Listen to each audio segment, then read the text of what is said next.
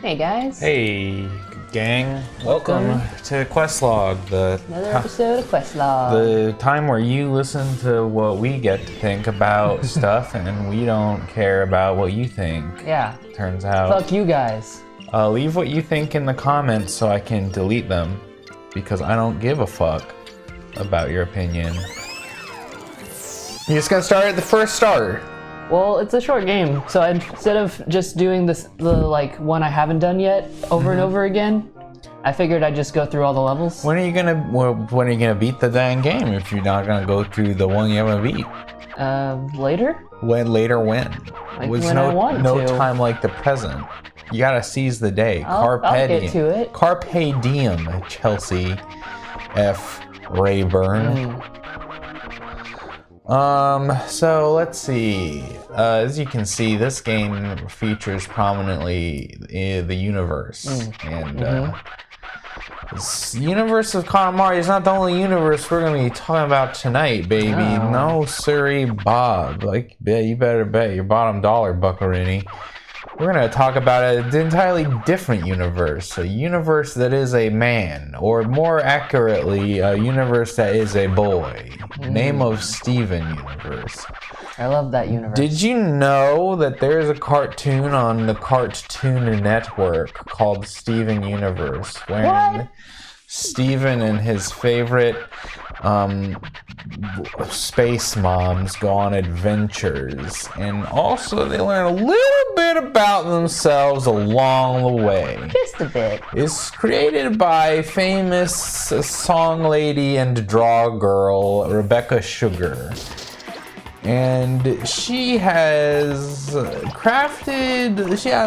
crafted a rich universe full of different... A rich Steven universe. She's crafted a rich Steven universe full of different lovable humans and rock ladies. And I don't mean rock and roll, baby. Now, this may come as a surprise to our viewers, but we've watched every episode to date of Steven Universe, and it turns out that they just had the season 5 finale, which is like a whole fucking hour ordeal of Steven Universe. It's a lot of Steven. And it was alright. I liked it. The end. Alright, next topic. Splatoon 2 update. Splatoon 2 update. It's gonna be good. Next topic. Fruit basket. This is the shortest episode. Fruit basket. Chelsea, that's most of your deal. You excited?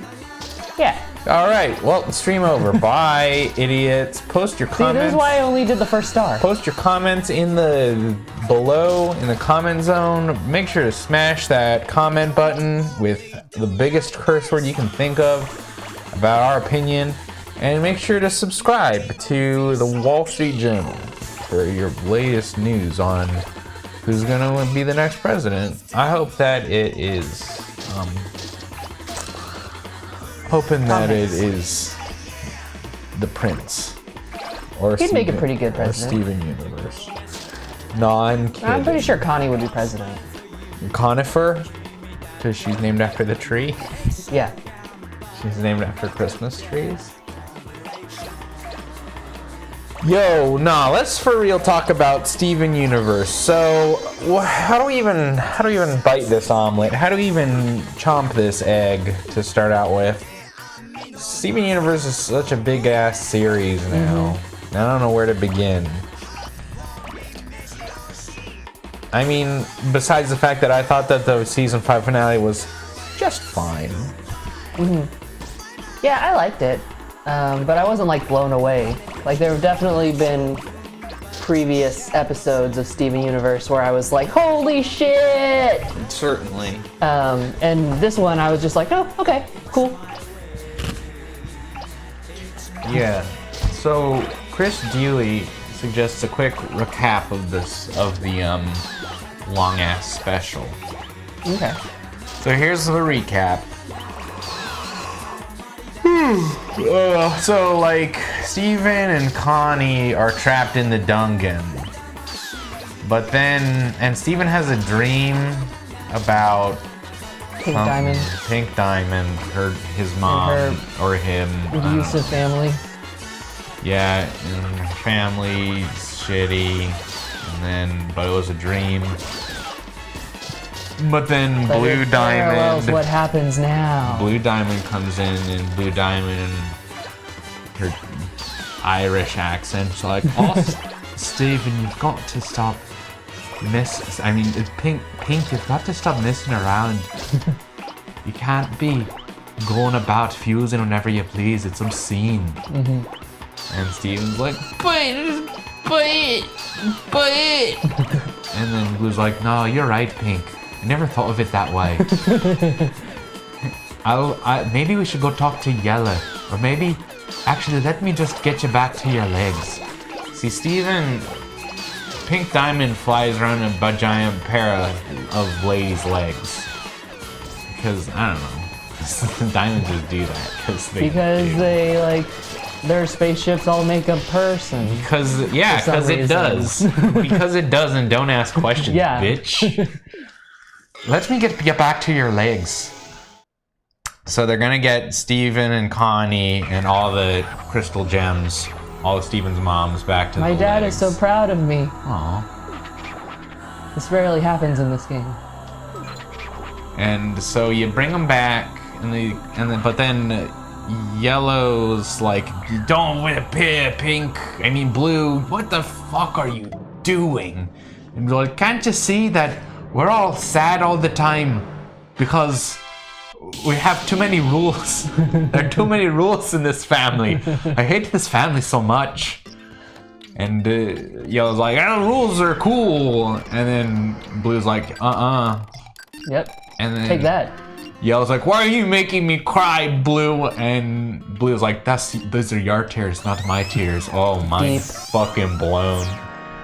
And so Yellow is now convinced to let Steven go back to Earth. But it's White Diamond's like, "Fuck that shit," and White Pearl comes out, but it's actually Pink Pearl, spoilers. But it's whatever. And so they have a big fight, and they poof all the diamonds, but then Steven's like, "Wait, if I fuse with the diamonds, then I can unpoof them." Why am I in a basket? Because Fruit's basket. Steven's like, "I can unpoof the diamonds and fuse with them." I'll try spinning. That's a good trick, says Steven. And he fuses with the diamonds, and then like everybody gets to jack off over all the fusions we haven't seen yet. Yeah. And they're really fucking stupid. And except for Smoky Quartz, but that's because Smoky Quartz was an actual fusion that we've seen and, had a reason for existing. Anyway, so Steven turns into a dare officer.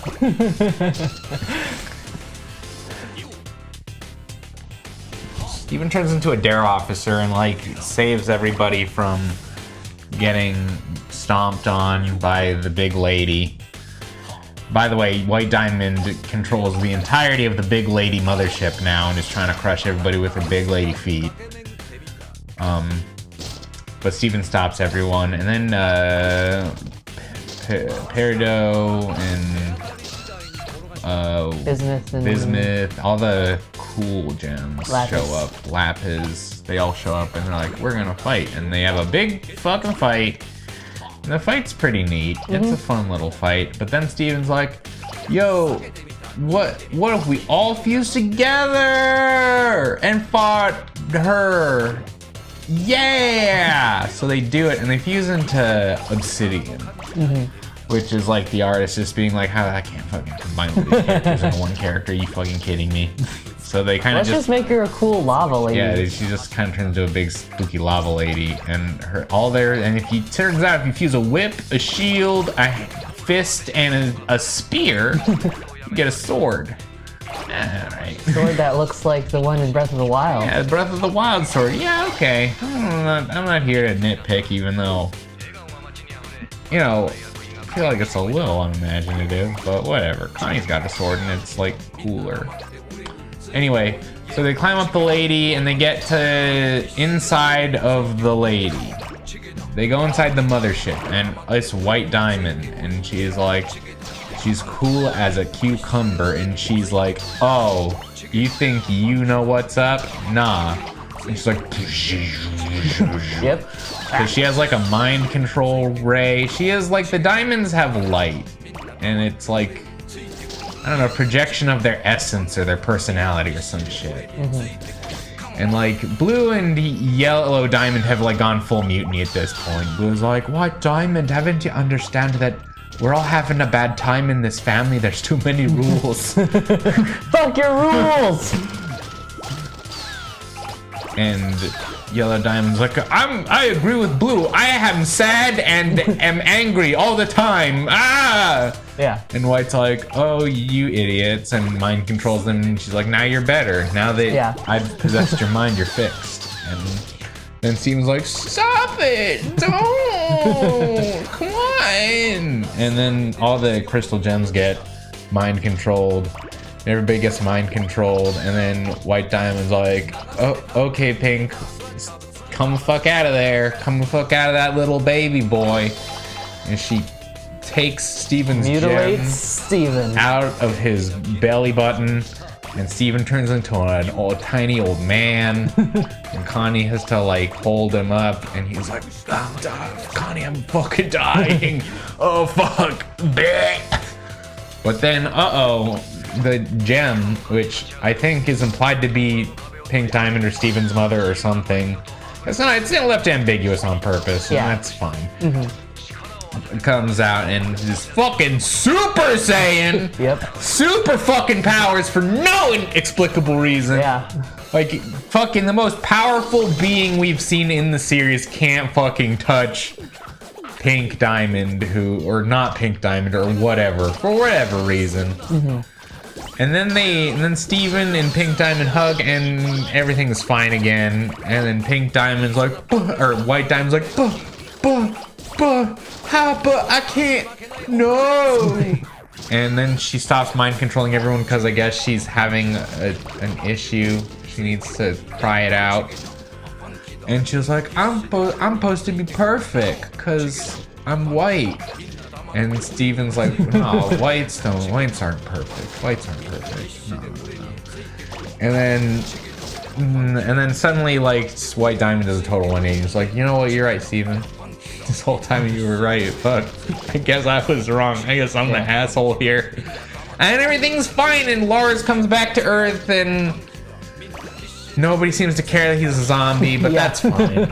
And they swim in a pool and they have a fun rock concert, and nobody cares that the diamonds fucking regularly go around and crack imperfect diamonds all the time. Let's sweep that on the rug. What's important is that the diamonds found themselves. And that's the end of the series, and they're not making a season 6, I decided. That is a synopsis of what happened, and now you're all caught up on Gleven Universe.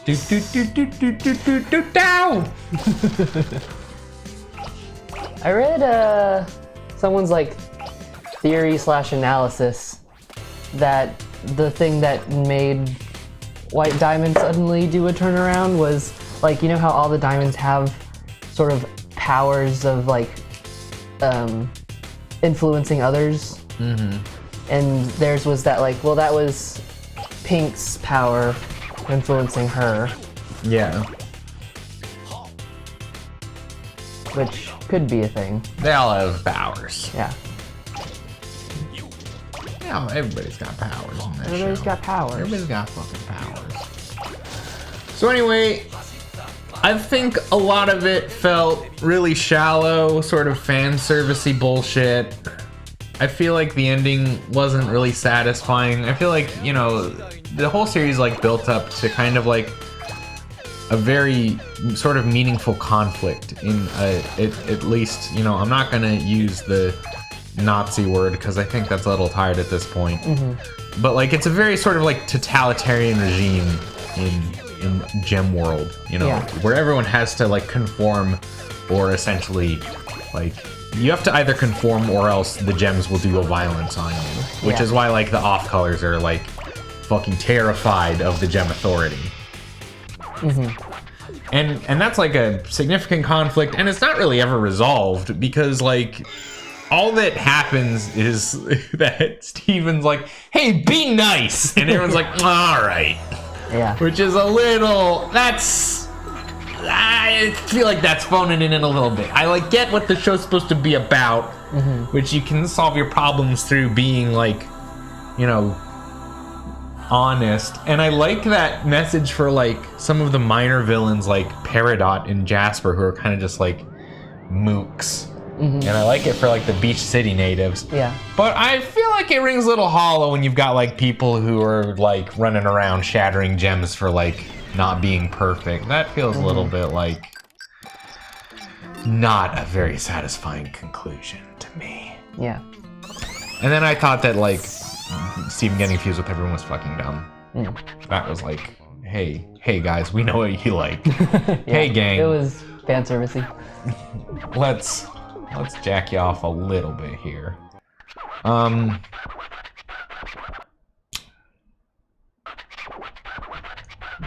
Like, I think when it comes down to it, and maybe you'll agree with me and maybe you won't, Steven Universe's strong suit seems more and more to be like relying in good characters and less on like a good story. Because the story is what really like seems to bum me out. Like, I like Steven Universe characters, like I really like Connie, and I really like some of the like secondary crystal gems. And I like Amethyst as well, pretty okay. And I like Greg, and I like a lot of the Beach City people. I think that they're good characters, and I like their sort of little stories. Yeah. So I think the characters are good, but like the big story is really lacking for me. I think that after like season 2, the main story of like why the crystal gems exist and like what they're fighting for, the stakes like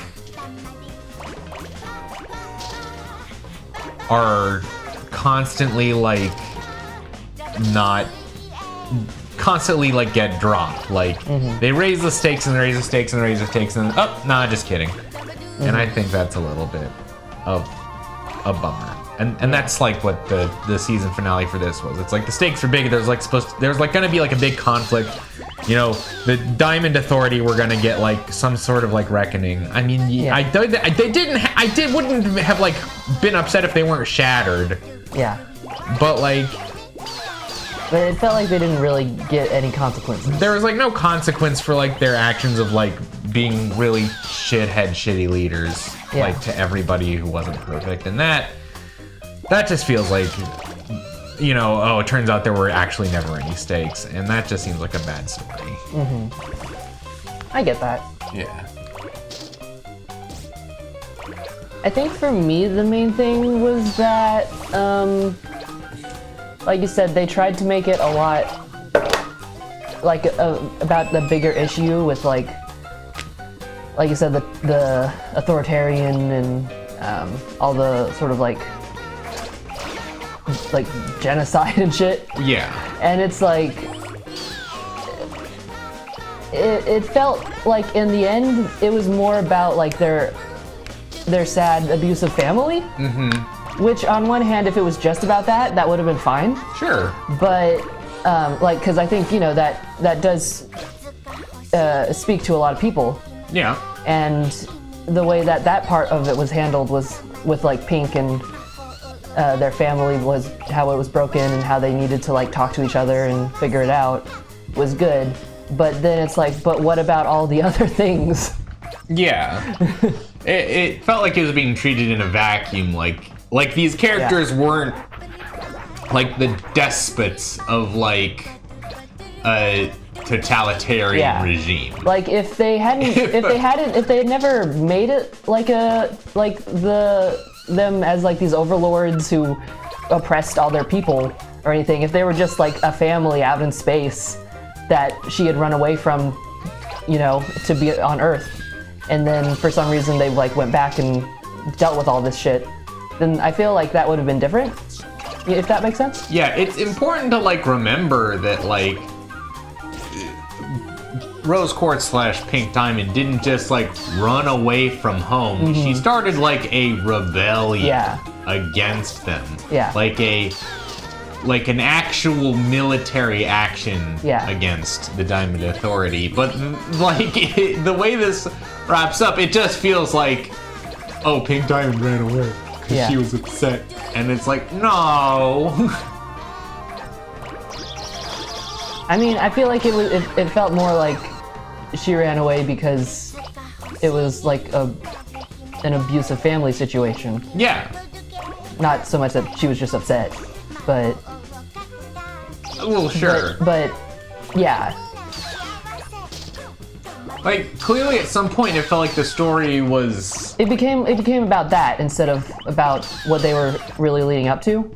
Yeah. Which felt a little jarring. It felt like a retcon almost. Like, Pink Diamond, Rose Quartz is like starting a rebellion, and then it feels like it was retconned to like Pink Diamond ran away from an abusive household, and the whole like starting a war, you know. Yeah.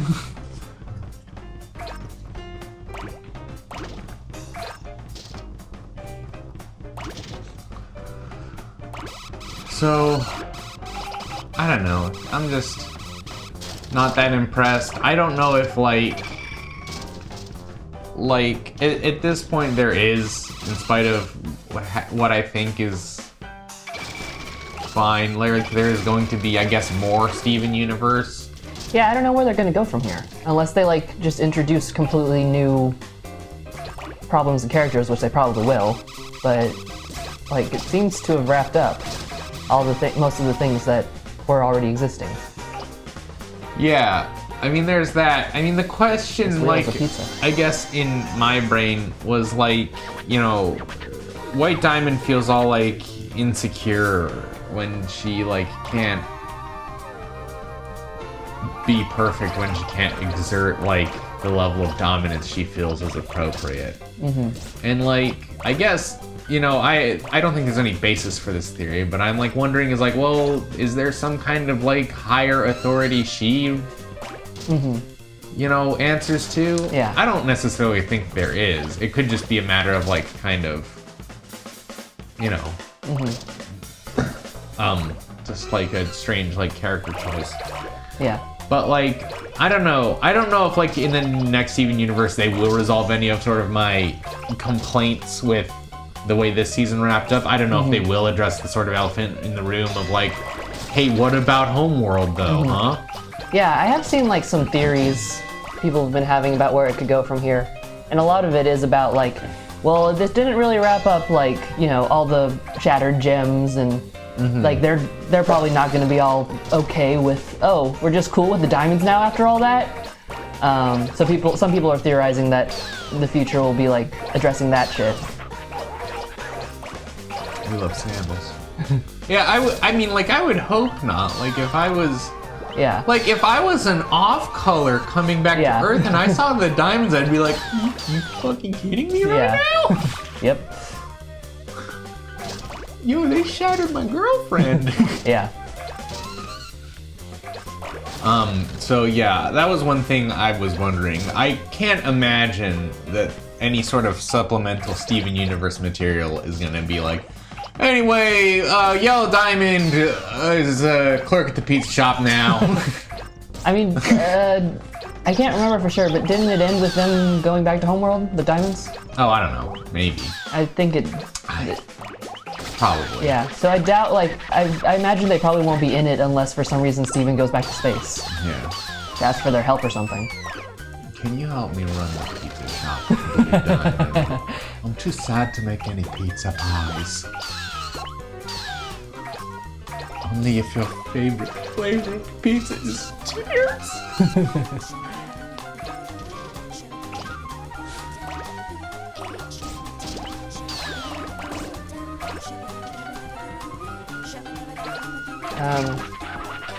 Speaking though positively, I did see like someone saying that how the episode really touched them as like they saw it and related it to their own life in terms of like coming out as trans.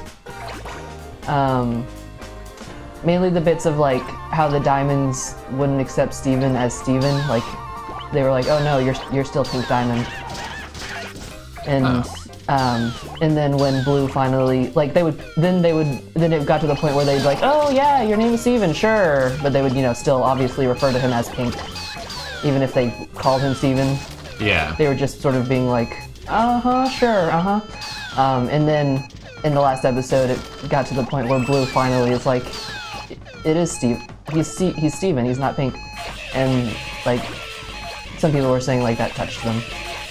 That's very nice. I mean, it wasn't bad. I'm not trying to say it was like a bad finale. Yeah.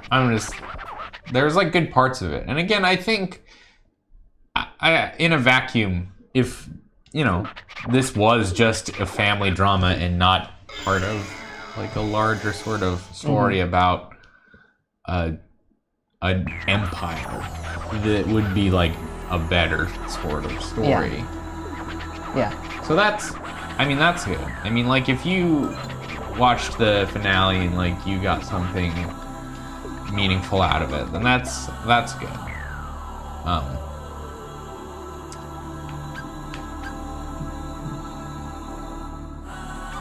Steven Universe has, at the very least, like been representation in a place where there previously was none.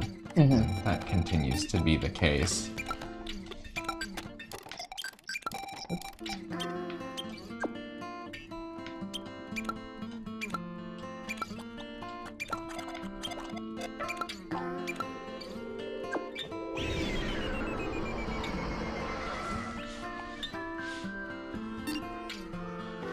Chelsea McStar!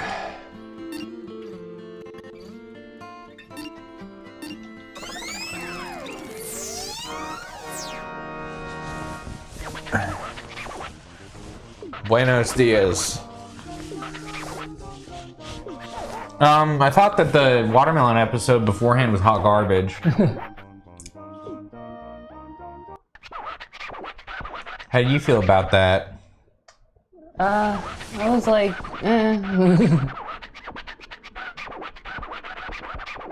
Yeah, I was kind of like, why is this happening? Is this foreshadowing? Yeah. Which maybe it will be. Maybe like we said, the previously off-color gems or whatever, maybe they'll like,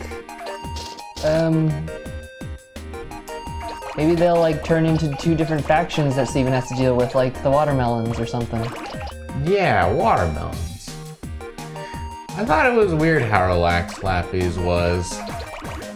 Like, Lappy's whole character arc is kind of just about PTSD. And then she shows up in Homeworld, the like last place she wanted to be ever. Yeah. And she's like, you know what? I'm better now. I'm just good about it now. Yeah, I mean, maybe she was just, you know, like, in the moment, we gotta get this shit done. They didn't really have time to, like, you know, think about it too hard. I don't know. Maybe she, like, had to stow that shit for a minute for her friends. Yeah, but, like, I think there's a difference between, like, compartmentalizing, like, your trauma. Yeah. And, like, being totally chill and, like, confident. Yeah. I don't know. I think Lappis's whole, like, character arc has been kind of not handled well.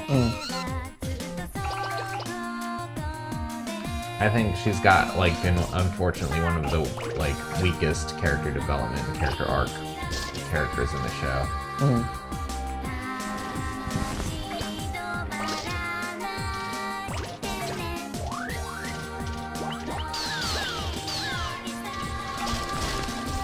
Is that what that was? That was some deep visual metaphor, Chris. I didn't realize dropping a barn on someone is symbolic of getting over your trauma. But, you know, I'm no lit major.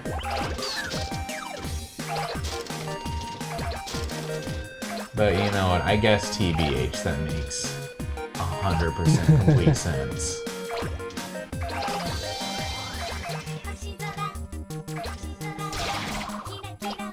This is my favorite song from this game. It's a good ass song.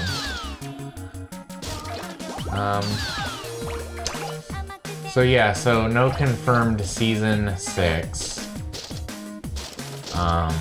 for Steven Universe, but there is supposed to be a movie, I guess. You know, is it like gonna be a TV movie, or is it like, are they gonna release it in theaters? Yeah, I don't know. 'Cause I hope they don't release it in theaters.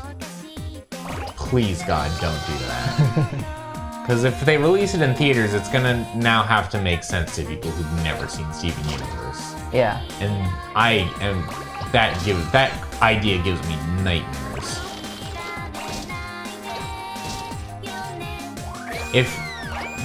As if the Steven Universe, like, story had problems before.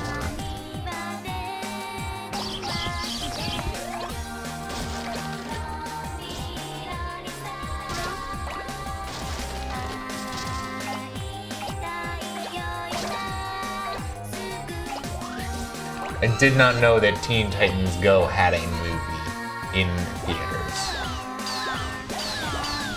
Oh yeah, I saw the trailer for that. That's so whack. Yep. Okay, well, I mean, I guess if Teen Titans Go is any indication, the Steven movie will be in theaters. I mean, fuck me, I'll go see it, but I mean, I have to, right? It's like, I'm committed now. To. No, what are you? Are you insane? I don't have a choice, Chelsea. Oh. I have to go. I'm not gonna like watch all of Steven Universe and then a movie's gonna come out and be like, you know what? I'm good. No human person has ever felt that way in any instance.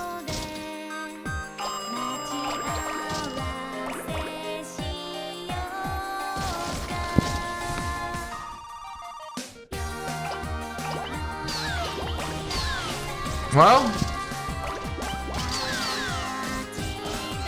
alright, well, like, I guess we'll see how that goes.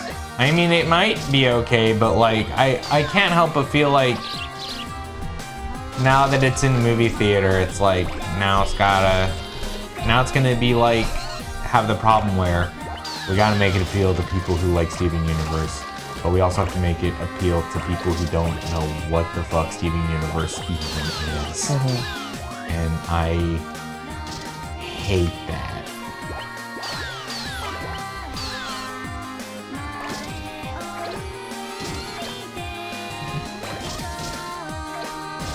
I mean, maybe they'll just make it, you know, have like a totally new antagonist and problem so that you don't really need to assume the series to get what's happening. That's a thing that can happen. But then everything else will still be good old Steven Universe. Okay. Well, sure. Alright. Whatever.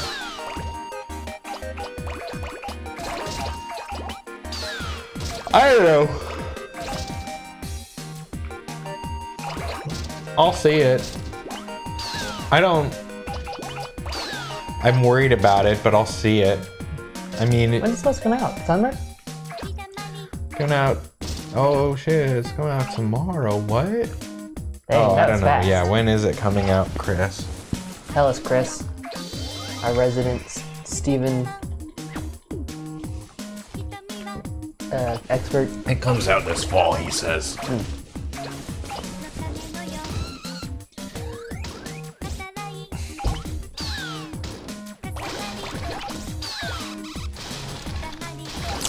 Well, what else? Any other Steven bits? Any other Steven details that you are so inclined to go over? I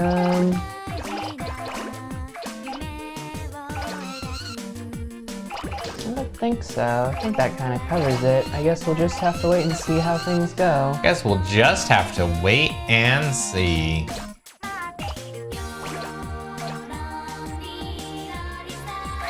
What is it, star number 4? Yeah.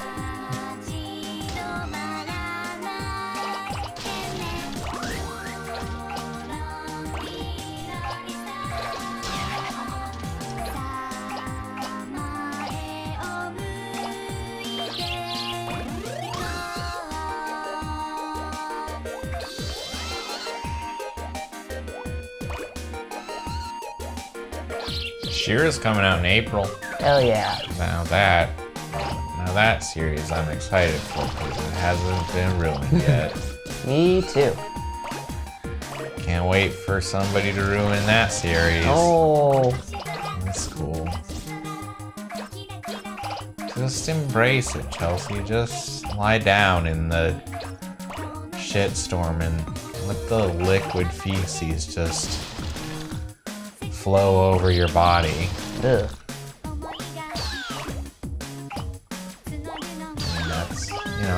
That's what it means to be a fan of something. It means to lie down in an empty kiddie pool and slowly have it fill up with diarrhea from the creator and have your mouth wide open while you thank them profusely. Gross. It's true.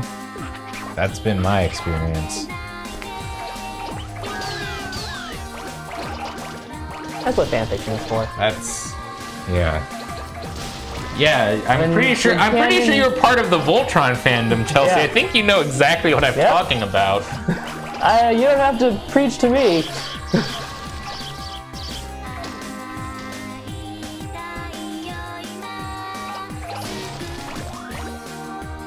I'm gonna talk about death of the author. How about we talk about the death of the me?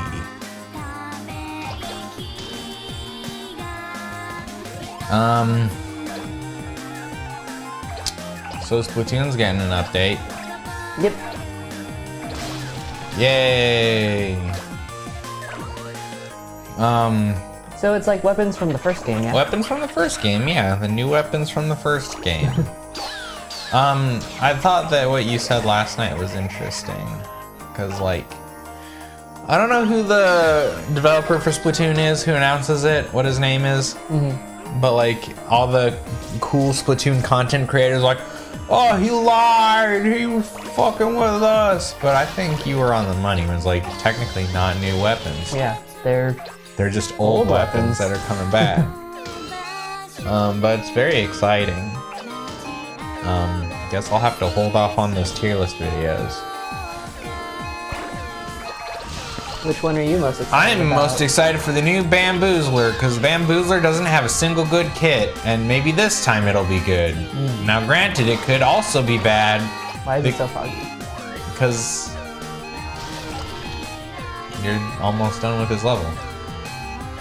The kit could be like Ultra Stamp and Ink Mine, and if that was the case, then it would just be like also another bad kit, and guess you can't use Bamboozler at all. And then I'm also really excited for the Grim Range Blaster, because I love the Range Blaster.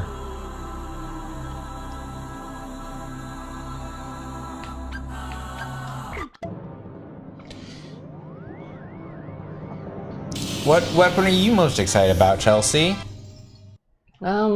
I don't know. There's a new NZAP, but the kit for the NZAP is already so good. But Chelsea, if there are 2 good kits, then you'll have options based on the map and the mode. Yeah, I suppose that's true. Yay! Instead of only having no options, because the only other fucking kit that the NZAP has sucks! Megastar 5.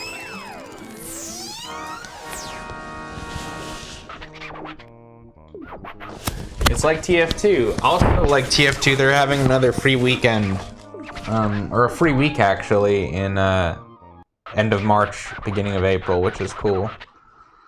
I'm gonna start hanging outside of Glendale High and like start getting high schoolers to play it because I'm normal. Hey, kid. So I did not like in Splatoon 1, as much as I liked it, I wasn't as into like memorizing shit as I am in Splatoon 2, and even in Splatoon 2, you're way more like knowledgeable about all the different stuff than I am.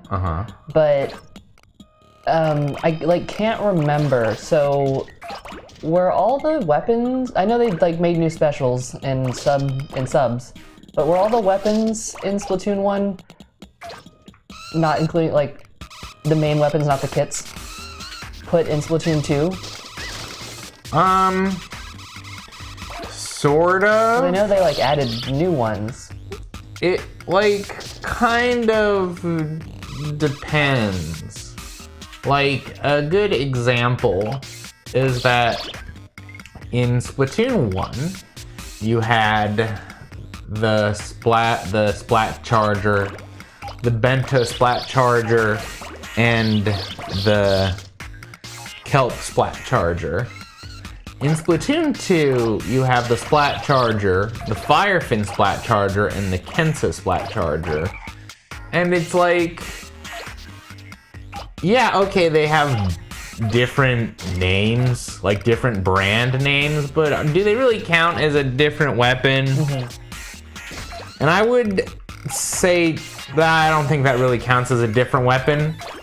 The only big one that people seem to, that weird, strange people on the internet seem to be like constantly missing is the dual squelcher, which is like, yo dog, I don't know if you've noticed, but there is a new weapon in Splatoon called the dually squelcher, which is like the dual squelcher but better.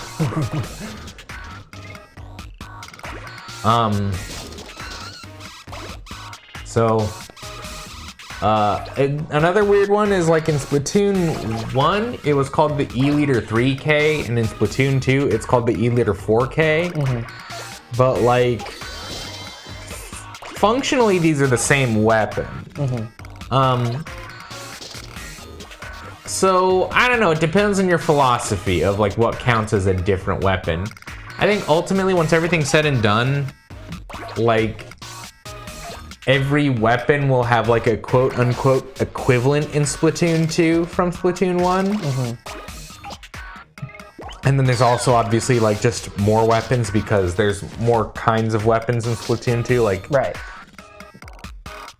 Like Brellas and Dualies are like entirely new types of weapons that didn't exist in the first one. Right.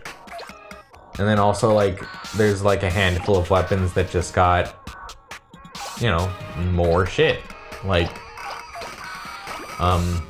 there's just gonna be more Luna Blasters than there was otherwise in Splatoon 1. There's just gonna be more Octobrushes, and so on and so forth. Yeah.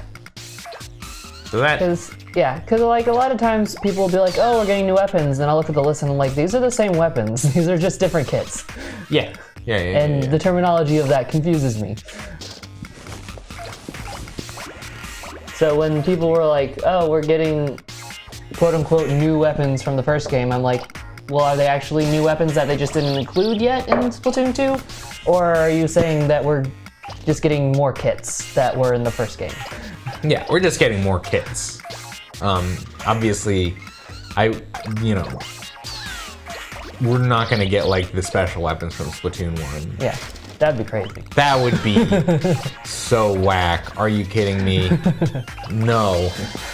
But I do think that we will get like, I'm not the first person to like point this out. I think a lot of people have noticed this, but like a lot of the special weapons in Splatoon 2 are mechanically similar to special weapons in Splatoon 1. Like they have very direct, like sort of equivalents. For example, it's like, oh, the baller. Oh, it's just Kraken but shitty. Yeah. Oh,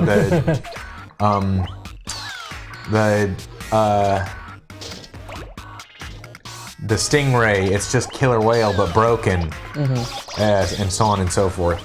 Yeah. So in Splatoon 2, like a lot of kits are just based on kits in Splatoon 1.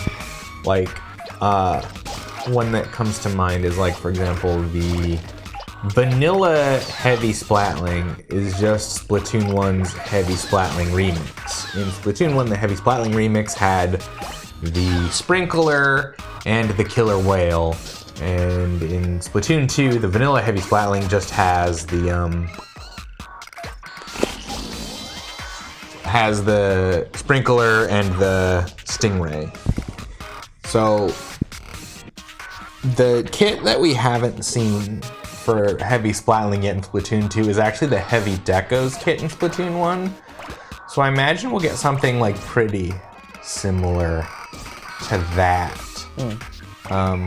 And if memory serves, the kit for the Heavy Deco in Splatoon 1 was Point Sensor and no, that can't be right. It was something in Echolocator. It's hard to say what is the equivalent of Echolocator in Splatoon 2, but like most people agree that the closest thing to an Echolocator is the Tenta missiles. So like some people are like, oh, Heavy Remix is just gonna get Tenta missiles and no one's gonna use it.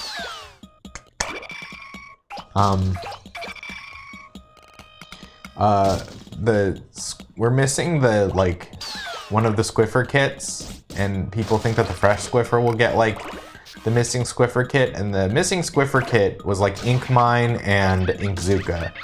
And to the best of everybody's summarization, the Inkzooka is most similar to the Inkjet. So people are like, oh, the Fresh Squiffer is gonna get the Inkjet. And I wouldn't be surprised if that's the case, but there's also the thing to consider is that there are new subs and specials, and I think that a lot of the weapons are going to be heavily biased towards getting the new subs and specials. And basically, yeah. Also, the 2 new sub weapons everyone says are going to get like nerfed, and they're right, probably, because those are like far and away the best subs right now. They're just so ridiculously good. Strike. Blue. Rude. Chelsea, how do you feel about the new subs and specials that have shown up over the past few updates in Splatoon? Like the Booyah Bomb? Like Booyah Bomb, Ultra Stamp, Torpedo, and Fizzy Bomb. I don't know, they're fine. I didn't like them enough to like go out of my way to play weapons with them, because they didn't get on weapons that I usually play. Yeah. Have you like spent any time using the Kensa Luna Blaster? Not really. You might like that.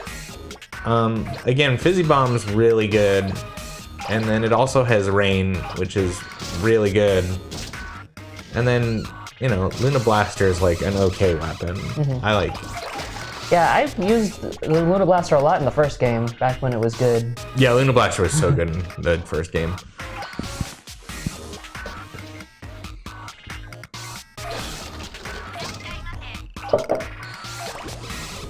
But I get what you mean. It's like, you know, it's not like a new N-Zap or Tri-Slosher came out during the Kensa collection. Yeah. So.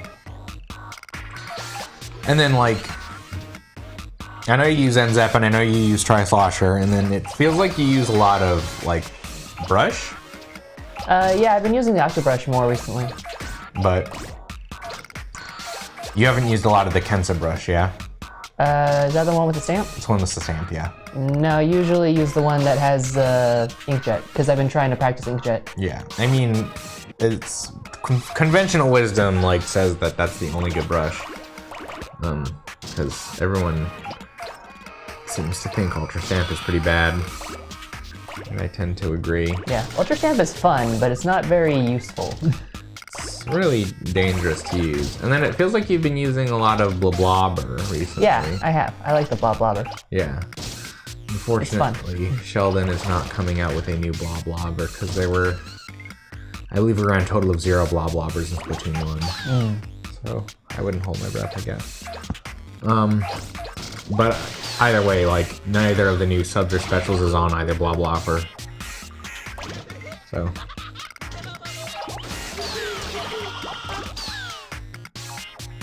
Pushing these motherfuckers, keep pushing you around. The jerks. So we got Heavy Remix coming out. We got Bamboozler 3, Fresh Squiffer, Grim Range Blaster, NZAP 83. Oh, that's right. We got Aerospray PG. Hey, Aerospray PG, Chelsea. It's another Aerospray that people get to use.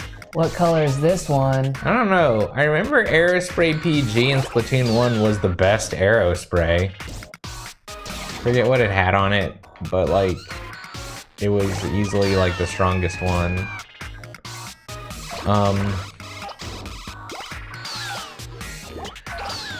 Aerospray PG is coming out.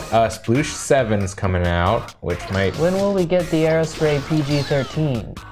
I think that's coming out in Splatoon 3. Sploosh 7 might be neat, though. Sploosh is another, like, weapon that just doesn't have a good kit. And, like, if it had a good kit, it might be, like, a weapon that people, like, play more seriously.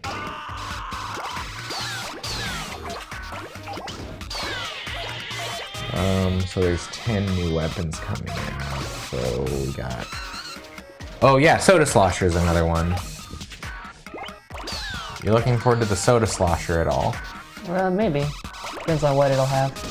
I predict the Soda Slosher will have Fizzy Bomb, because if you're gonna have a weapon that's called the Soda Slosher and not have Fizzy Bomb, you're a complete asshole. Yeah. That seems counterintuitive. Yeah.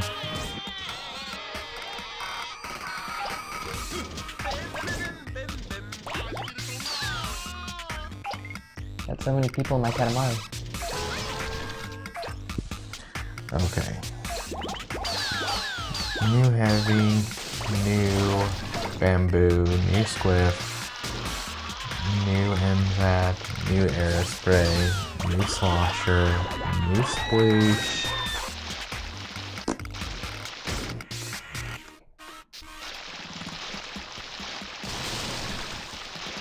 New Range Blaster.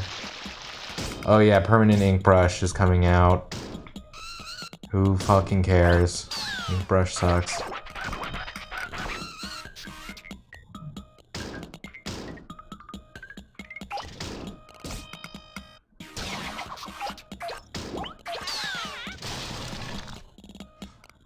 Maybe that's it. Maybe it's only 9. I feel like there's 10 though.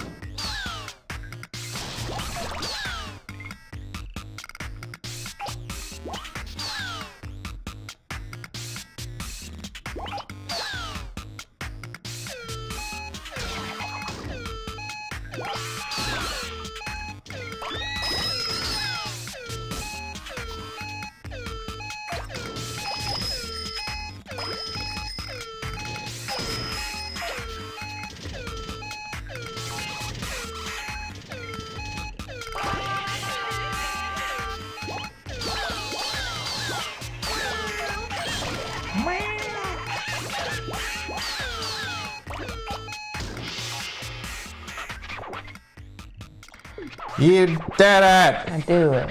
Oh yeah, and Cherry Nozzle Nose. That's right. That's the last one. Cherry Nozzle Nose might also be interesting, but very similar to the NZAP.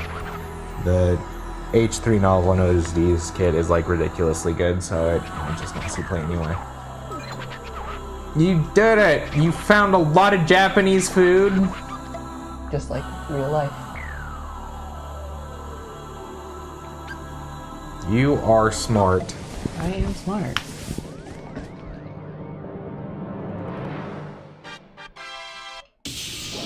New game modes? I don't think so. White rice. Yeah, I feel like we'll need to wait for Splatoon 3. Yeah. Unfortunately. Unfortunately. I think that in a similar vein to how they said no new weapons, maybe they'll bring back a map from like Splatoon 1 if they want to put in a new map, but I don't know. I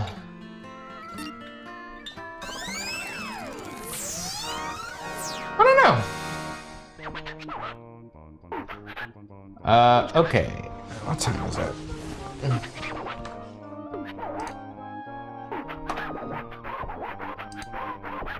It's 10:10. 10:10. The Adventures of 10:10. Been live for about an hour. Do you want to talk about Fruits Basket? Sure. So Fruits Basket is getting a reboot / remake. So Fruits Basket is a shoujo anime from like the late 90s, early 2000s. Well, the manga is. I don't remember when the anime came out. I think early 2000s. But it was extremely popular, and it is pretty good. But it was sort of along the same lines of like Ouran High School Host Club, where they made an anime that only covered a small portion of the manga, and then despite it being very popular, they like did not make another season. So it's sort of a big deal that they're finally, after several years, making an actual series that they say will follow the entire series, which is neat. Fruits Basket is also sort of an interesting series in that it starts out very like kind of typical cutesy shoujo. The premise is that the main character, her name is Toru, she's been recently orphaned after her mother dies in a car crash, and she goes to live with her grandpa, but the rest of her family is like kind of hates her because they're assholes. So in order to not trouble her grandpa and them, she like basically lives in a tent while her grandpa's house is undergoing renovations. And then one of her classmates finds out, his name is Yuki, and he and his cousin Shigure basically are like, well, you can come live with us for a while.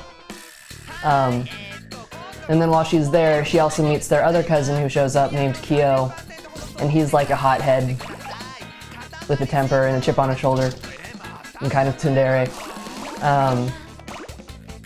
And like, I don't know if you would categorize it as a reverse harem, because honestly, Yuki and Kyo are like the only real love interests, and it's like pretty obvious from the get-go which one she's gonna end up with. Which one? Kyo. Oh man, I was really hoping it'd be Yuki. But like, it starts out this very lighthearted kind of fun little thing with slice of life shoujo romance. And it's got a lot of silly sort of tropes. Like, Yuki is like the most popular boy in school and has his own fan club. It's kind of hilarious. And then like the hook is that she finds out that their family has this curse on them that 12 members of their family throughout the generations are born possessed by the spirits of the zodiac, and if they like, I got a lot of chickens. Great. And if they are either like sick or stressed, or, and this is the weird part, if they're like hugged by a member of the opposite sex, no, they transform into whatever animal their zodiac is. And it just makes for a lot of shenanigans when she like hugs one of the dudes and they transform into a cute animal. So like at first it's like I said, it seems like this kind of quirky, funny little shoujo series. But as the series goes on, it sort of starts to get dark. I mean, like, there are sort of hints at it in the beginning, because, like I said, Toru, like, is in sort of this fucked up situation where her family is, like, abusive, almost, and she's, like, living in a tent. And then she finds out that, like, the curse on the Soma family, like, depending on who is what animal, there's, like, a social hierarchy, and, like, it has the Ace Attorney trope of all parents are shitty. They're like every parent in the series is either a terrible human being or dead. Cause like it doesn't this goes for pretty much all of the Zodiac characters, because the ones who are higher up in the hierarchy their parents just use them to like get favor and you know, like social standing within their family, and the people who are lower tiered on the food chain, their parents are like, why did you have to be born as the whatever? Everyone hates us. And Chelsea, what zodiac are you? Rooster. Rooster. Is that high or low? I don't remember. I feel like it was like in the middle. Chris, what zodiac are you? But like, it actually gets pretty dark in terms of like how fucked up the family is, and Toru like, and then it's a lot of it is about how Toru, she also has sort of this tragic past. Like her parents were sort of shunned a lot by her father's family because there was like I think from what I remember, it's been a long time, but like I think there was a really big age gap between them or something, and then also her I think her dad's family was kind of like wealthy and stuff, and they're like, your mom's just, you know, like not worthy of joining us, so they like kicked them out of the family or whatever. Sounds good. And then like her father died when she was young, and then her mom died shortly before the series begins, and it's like it's kind of like it's done sort of slowly in a way that it's not too jarring, but it's sort of this slow burn into from this seemingly happy-go-lucky, fun times, lighthearted series into this actual like really emotional story about these characters sort of like healing each other from all this abuse, you know.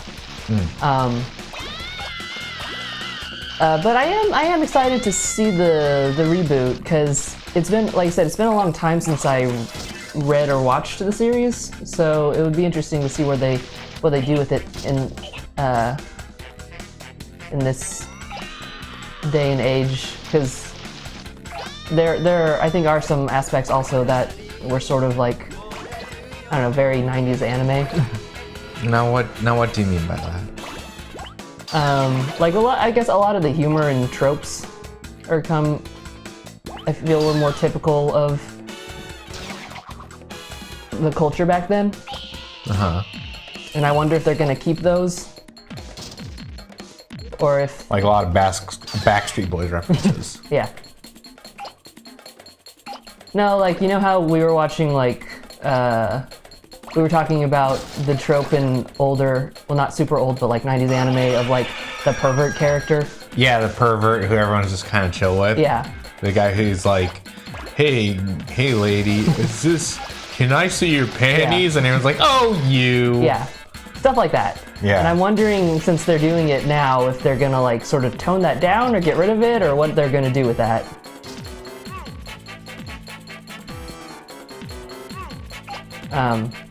But like, I don't. Reminds me of a lot of the, like some of the jokes in Osamatsu-san where like they would reference some like old joke they made, and they'd be like, you can't do that anymore, dude. Exactly. So I'm curious to see what they do with that. But like I said, even if they took those out, I don't think it would really affect the story, because a lot of that is just sort of the humorous padding. So. Chris, stop being so kawaii. I demand you stop being kawaii in my chat room right now. Clark's just being tsundere, Chris. Not being tsundere. It's not like I like you, kawaii. Oh, Chelsea, you only got 2 minutes. You gotta hurry up. You need 3.3 meters. Chelsea, you need 0.3 meters. This one is hard. You only got like a minute left. You did it.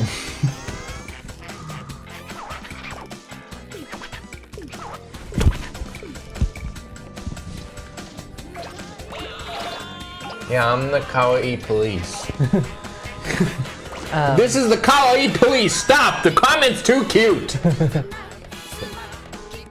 But yeah, when it comes out, I do recommend checking it out. Like I said, it's sort of, I don't know if it's old enough to be considered a classic, but Didn't it come out like, it came out in the 90s? yeah, like late 90s, like Yeah, okay. 98 or something. If Ava and Bebop can be classics, then Fruits Baskets can be classic. Yeah.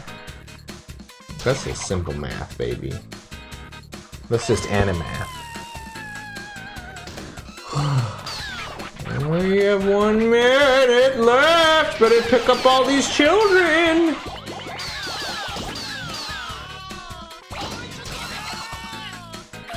I love that the punks have pompadours. Yeah.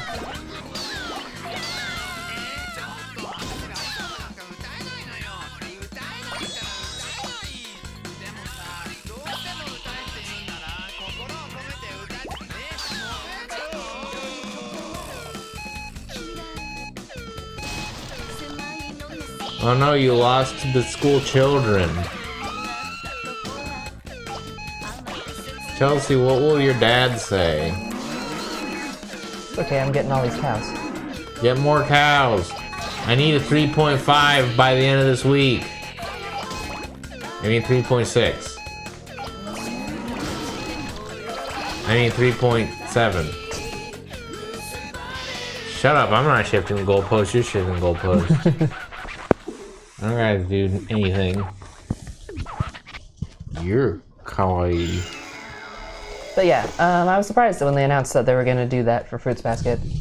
I hope that maybe they'll do the same for Ouran High School Host Club.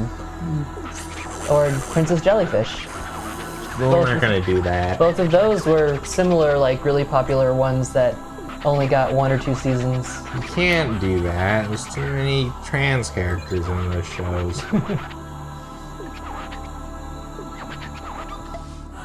It's illegal in Japan. They'll sterilize you.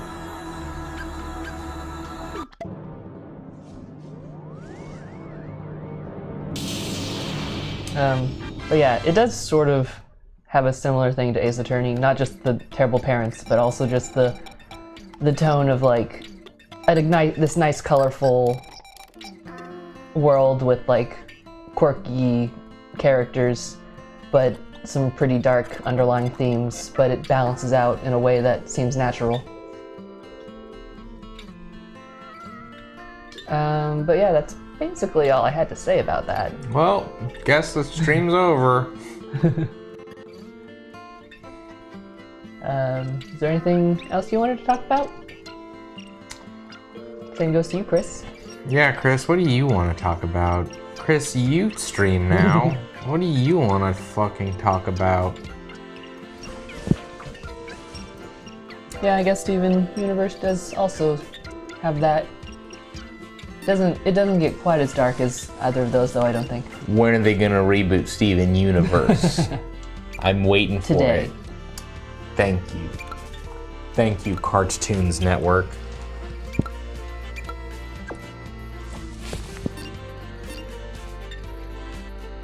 What's Overlord?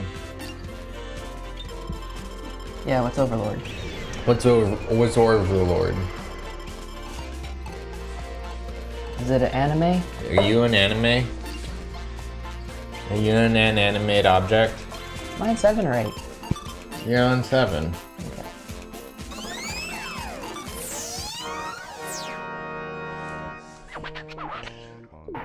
Wait, what did he say? I don't know.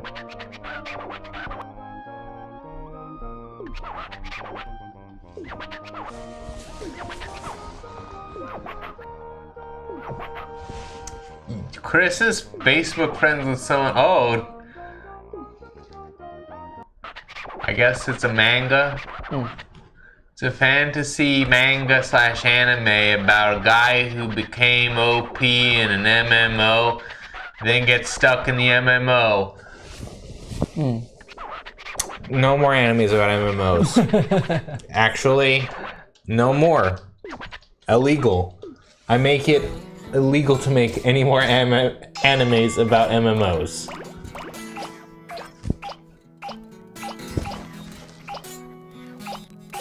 Oh, you weren't gonna do the speedrun trick where it says Bana? No. Okay, .hack/sign, fine. Sword Art Online, alright. The one where the kid dies and has to be in an MMO with a panty angel. What? I'm done with it now. I can't into this genre anymore. Banana. I can't remember the name of the anime, but there was an anime that when I was in I was doing an Airbnb. Yeah, I was Airbnb-ing in Oakland, and like, it was a really weird situation because the guy who was Airbnb-ing me, like, I was sleeping in his room and he was sleeping in the couch, and it felt really bad because it was like clearly this guy needed money really bad. So I hung out with him and I was like talking to him, and he was like, "Hey, do you like anime?" And like, come on, man, you know it. And he was like, "Hell yeah, bitch, you wanna watch some anime with me?" And I was like, "Yeah, brah, give me that good anime." So we turned on this anime about this nerd idiot who sucked ass so hard, bad main character, no thanks, who like, he dies in a car accident, or he gets hit by a car saving somebody crossing the road, and then he goes into angel times, and I guess the afterlife is like whatever you want it to be. And like, his wish for the afterlife is like, I wanna live in a video game. And God is like, done. And then he's there with an angel who is like the fan service angel for pedophiles. Oh. Cause she's like her like build is like very like a 12-year-old, I guess is the best way to describe it. But like, it's constantly gratuitous like panty shots of this 12-year-old angel. Ugh. But it's okay, guys, it's an angel. It's technically 1,000,000 years old, so it's not a pedophile. But like, the shit-eating nerd idiot is like, and I want her to be my companion character. And God's like, done. You got it, buddy. I didn't need that angel anyway. And so yeah, so they're in the worst anime ever, which happens to be another MMO anime. So anyway, I'm done with MMO animes now. After seeing that, I'm done with this premise.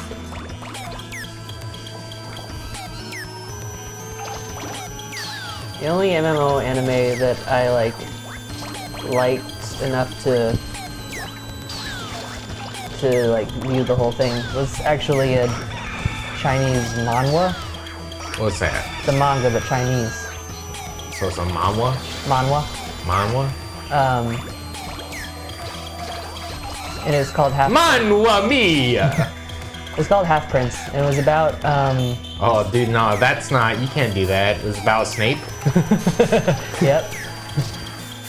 Now it's about this girl who like, it takes place in the future when VR is like so good that the reality, like, you just put on a headset and you can, it's like, it's an anime MMO thing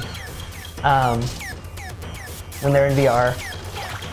But she like was originally playing this other one, and then this new game came out, and she wasn't super interested at first, but then her brother like basically tells her like, oh well, when girls play MMOs, all they do is like find a dude player to hang out with, and then have him give her all the stuff, like gear and That's what I did. and shit. Yeah, basically what Clark did, and she gets really pissed off about it. So she like is like, oh yeah, well fine, I'll play the game and I'll show you.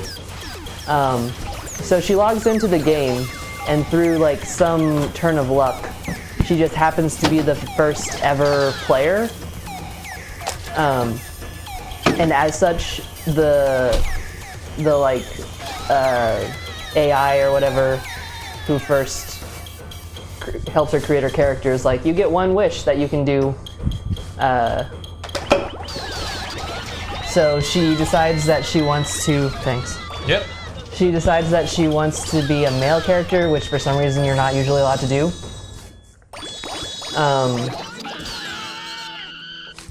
And basically, she like becomes this like really hot elf dude, and she like becomes like she meets other characters who become her friends, and over time she like learns the game and like becomes basically the most famous player in the whole game. Hell yeah. And it's a pretty cute series. There's a very strange story arc where she and some characters literally just become a boy band in the game. That fucking rules.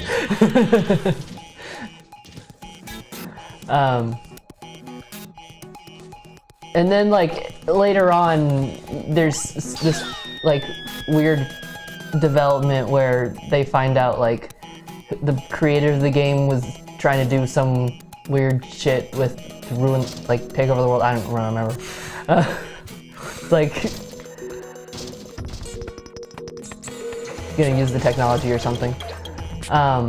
Oh, but one of the interesting things in it is that a lot of the like NPCs, she like sort of becomes friends with some of them, and they actually start gaining personalities and stuff. And then this sort of ties into the later on plot, but like I think she finds out that they used to be real people who died or something and got put in the game. It was that, or the creator was just like developed AIs that could become like basically human and learn and shit. I think that was it actually. I think the people who died, one was a different one. But in the end, like it turned out the creator had some sort of fatal disease, and that's why he was like trying to make AIs, because he wanted to download his brain into the game so that he would live forever or something, and also fuck up everybody else in the process. And they had to stop him. But it was a pretty good series. Chelsea, what do you know about Sword Art Online? Because I don't know like anything about it except that it's about being trapped in an MMO. I watched some of the first season of that before I got bored. Yeah. I know a lot of people criticize it for like the artwork. All the people kind of look the same. They have a lot, especially the girl characters have like same face syndrome. Oh no.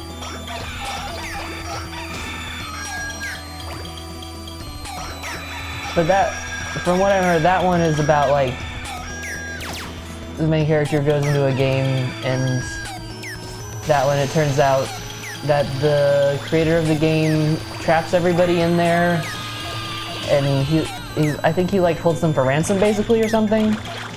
He like demands something from the government or whatever, because otherwise everyone's trapped in the game and they like won't wake up, and if someone tries to wake them up forcibly, they'll just die.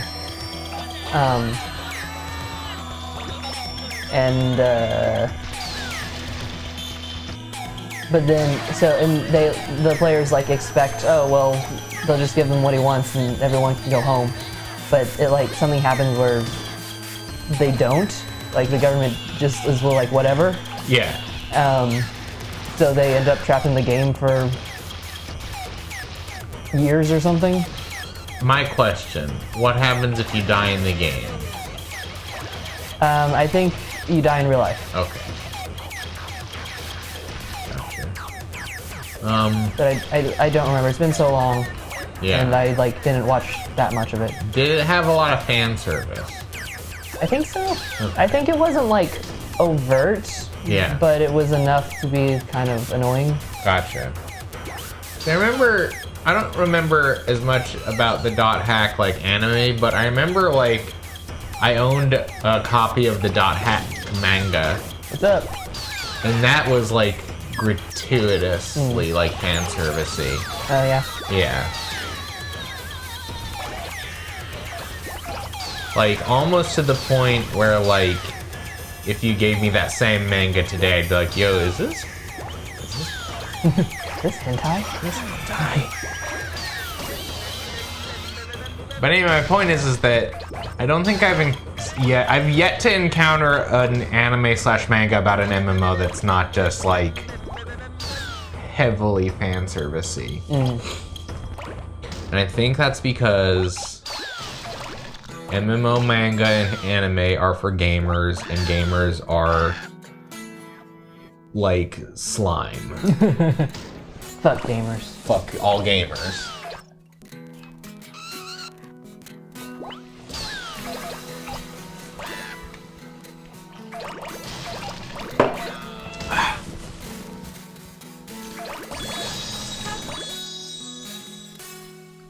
What's that one anime that's about gaming but doesn't take place in a game?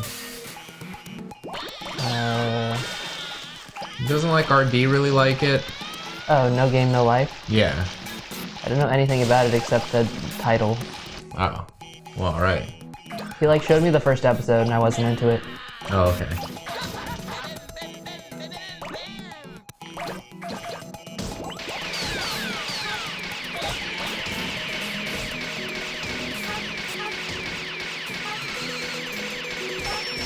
Come here. What do you think they would call an anime if they made an anime about our YouTube channel?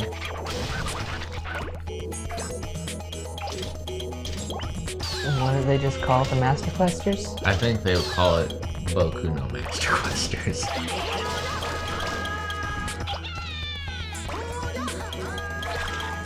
That just means my Master Questers. No. Yeah, but I was making a Boku no Pico joke. I know. No, see Chelsea, listen. I was trying to ruin your Yeah, Boku no Pico joke. you will never ruin my Boku no Pico. Hey, you did it! You got to 1670. Is that 66? What number?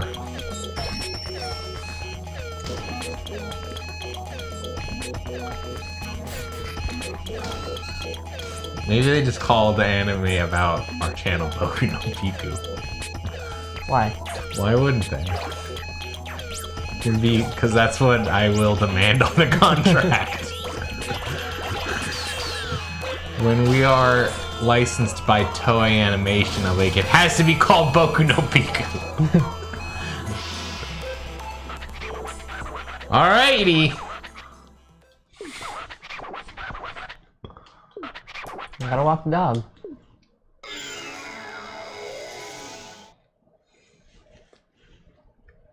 How many drawings of the King of all Cosmos doing a vor on the prince do you think exist? Oh no. A billion? A trillion? A quadrillion? Yeah, probably. What? Pitch an anime? Christ. Jesus. How am I supposed to just pitch an anime?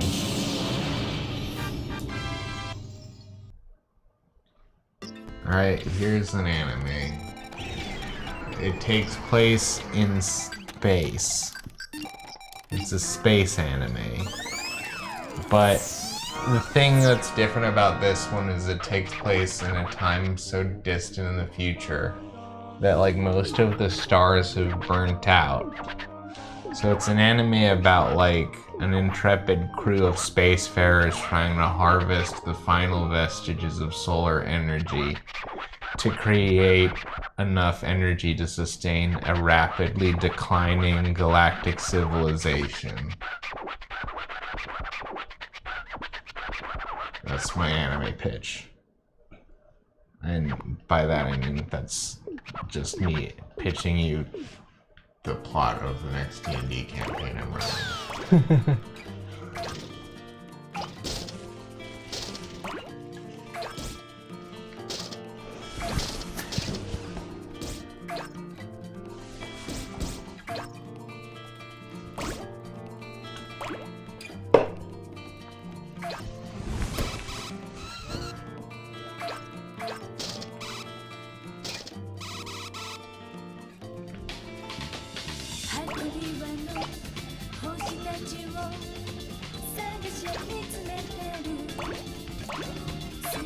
Oh, is this Star 8? Mm-hmm. Did you do this one yet?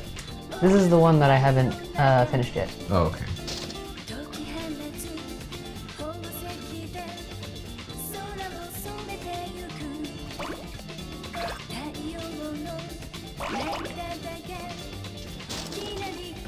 Too big.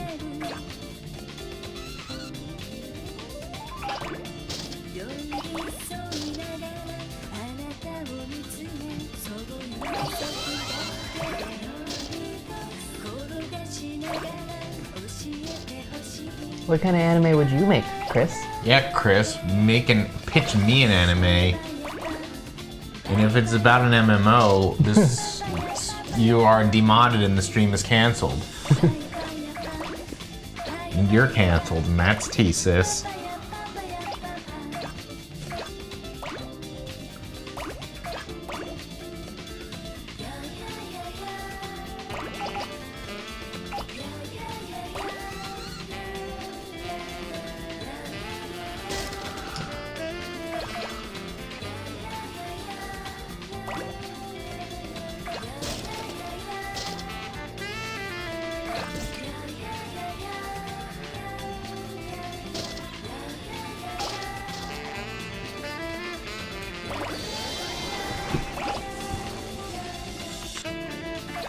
It takes place in a world where every high schooler loves food. Everyone loves food. Oh. That you mean this world? So you mean this universe? They get fat. Hold on.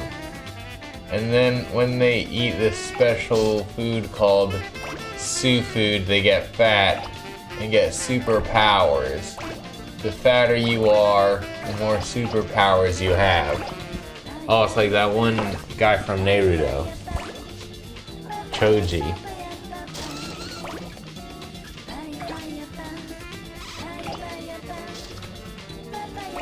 Imagine Naruto, but every ninja is just Choji.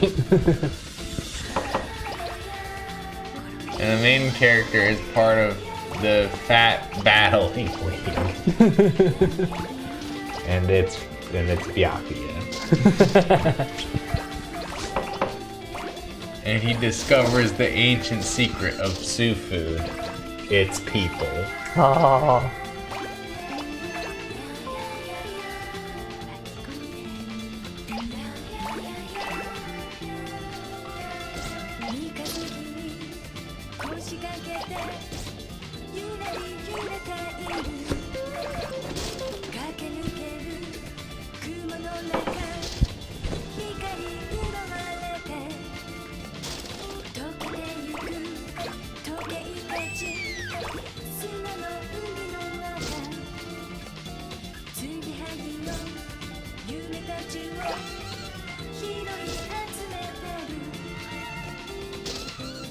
Go up the thing.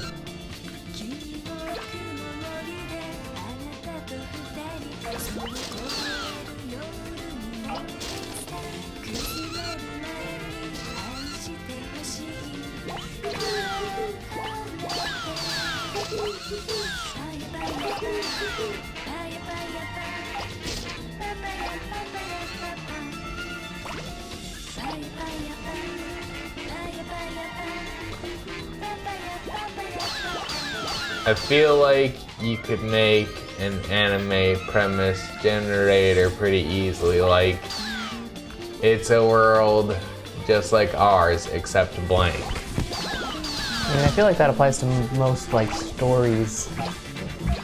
It's a world just like ours except high schoolers matter.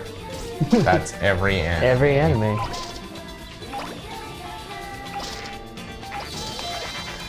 It's a world just like ours, except every high schooler is assigned at the beginning of their first year a magical salary man who teaches them about self-care. That's an anime, baby. Chelsea, what are you doing? I'm stuck.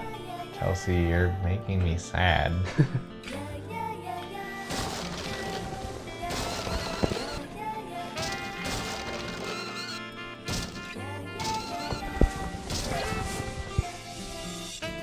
It's a world just like ours, except everybody's panties are magical. Now that's anime. Let's see, everybody wears panties in this one. Yeah. So It's not sexist. Oh. There you go. Dodged it. Oof. Whoosh. I dodged it. You solved it. I solved patriarchy, everybody. Just make an anime where both the boy and girl characters get panty shots. Boom. Hashtag feminism. That's another win for feminism.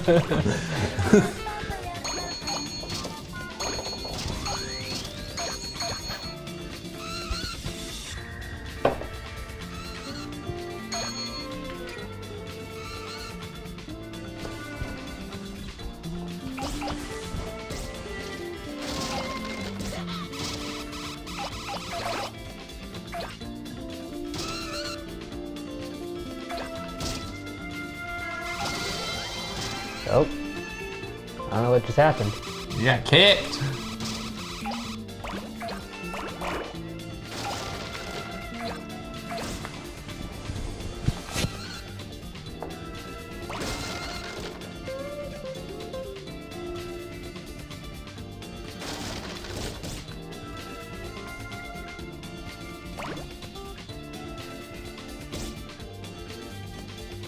I missed what you said you were copying when you were talking about harvesting stars for collapsing. Oh, I said that I was just copying the plot that I wrote for the next D&D campaign I'm doing. Because you put me on a spot to like invent a franchise, and I don't know anybody who can just invent a franchise on a stream with no notice. If you can do that, then you're probably a very creative person. I need to like think about something for like a month. Yeah, me too.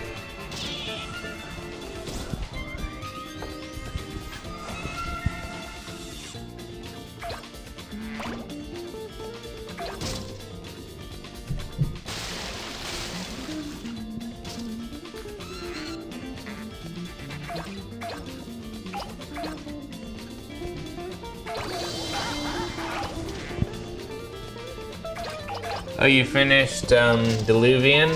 How did you like it?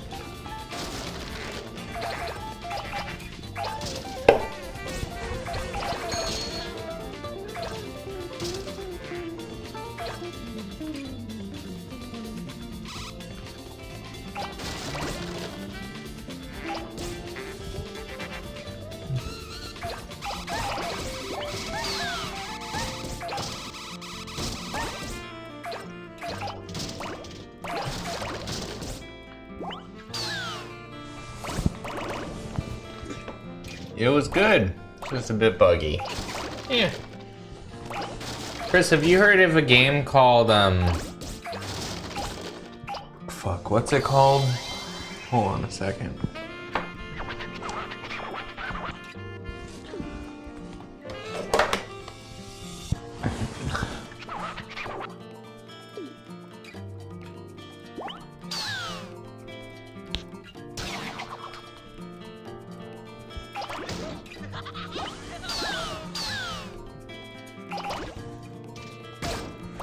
Chris, have you heard of a game called Pikuniku?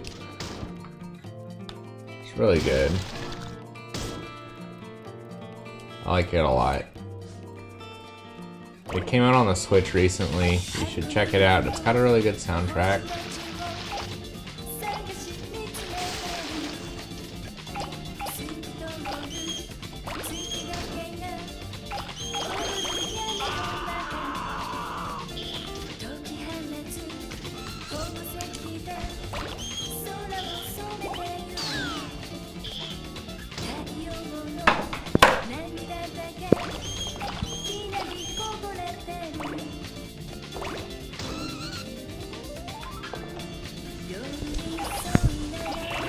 You should check out a trailer for it. You might think it's neat. It's only 12 bucks. It's like a very small indie game, but it's so far been pretty delightful.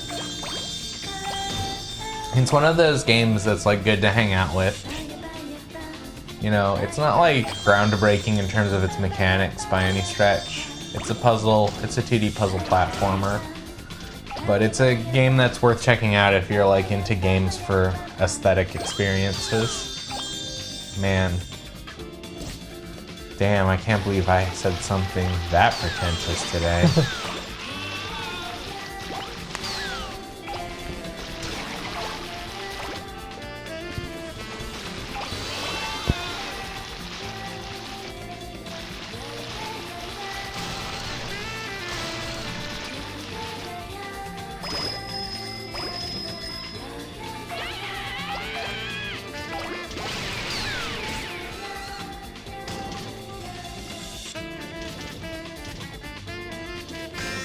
Yeah.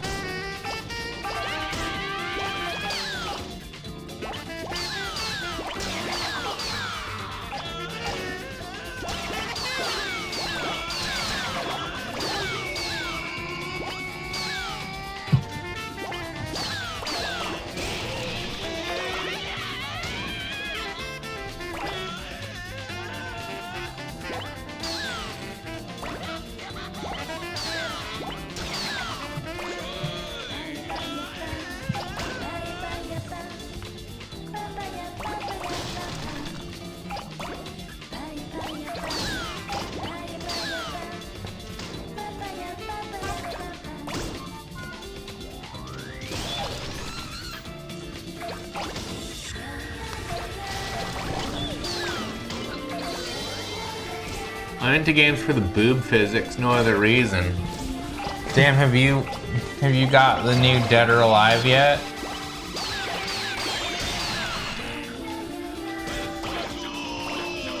Have you played any Dead or Alive Extreme Beach Volleyball recently? I feel like those games would be right up your alley. I can't actually remember. What was the last game I played that had like extreme boob physics?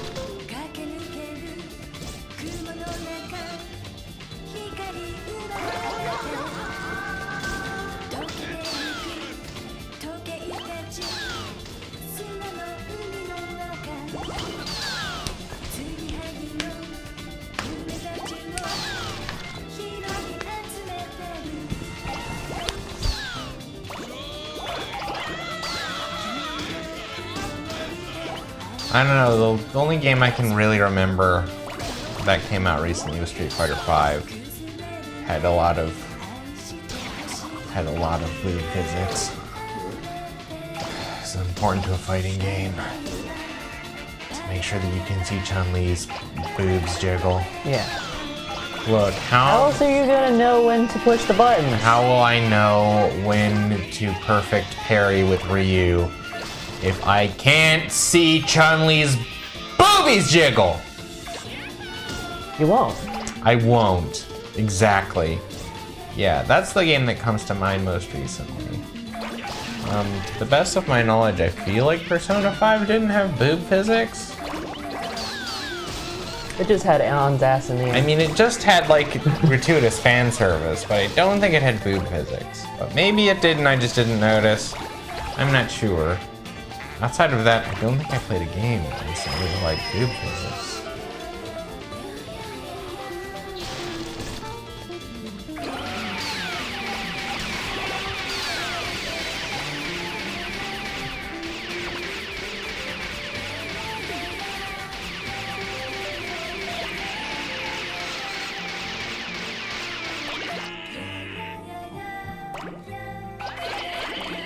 Wow, that's brutal. You know what? I think I'm gonna build a bunker in the desert now. For when the AIs take over. If you want to get into my bunker, make sure to subscribe. Send me a DM and I will put you on the official bunker list.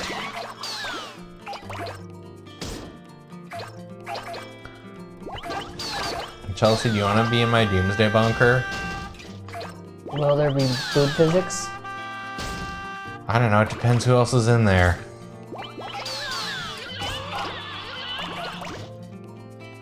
Only if some opie waifus are in there. I'll think about it.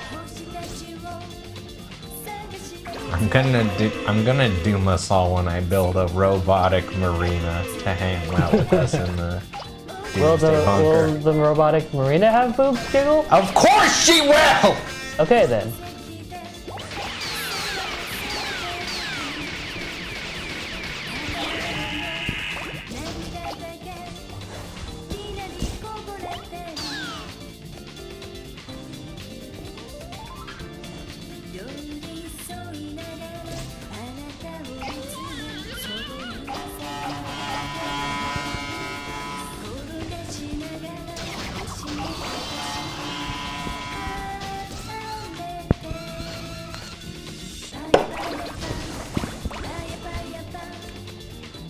Chris, do you want to be in my Doomsday Bunker? Put in the comments if you want to be in my Doomsday Bunker. I'm lonely in the future, in the theoretical future where the robots have taken over. It's only me and my Opie Waifu Marina bot.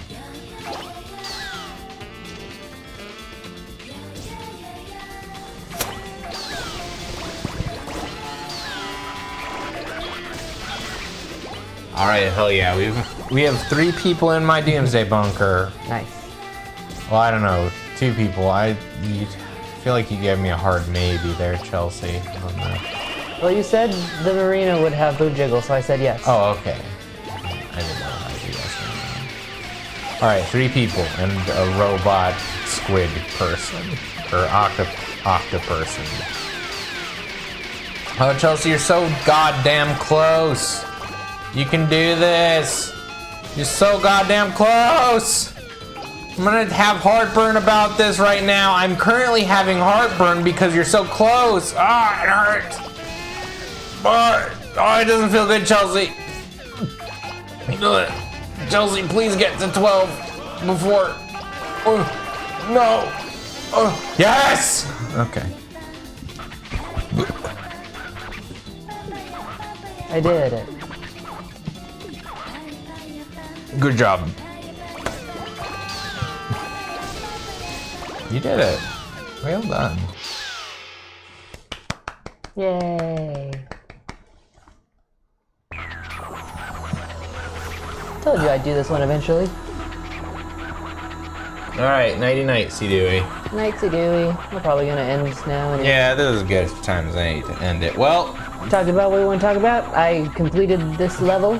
thanks for tuning in, C Dewey. Fuck everyone else. If you're watching on YouTube, give us a subscribe and check out our other stuff. Tell me if you want to be in that bunker, baby. Marina will be there. She's hands off my waifu. Bye. Bye.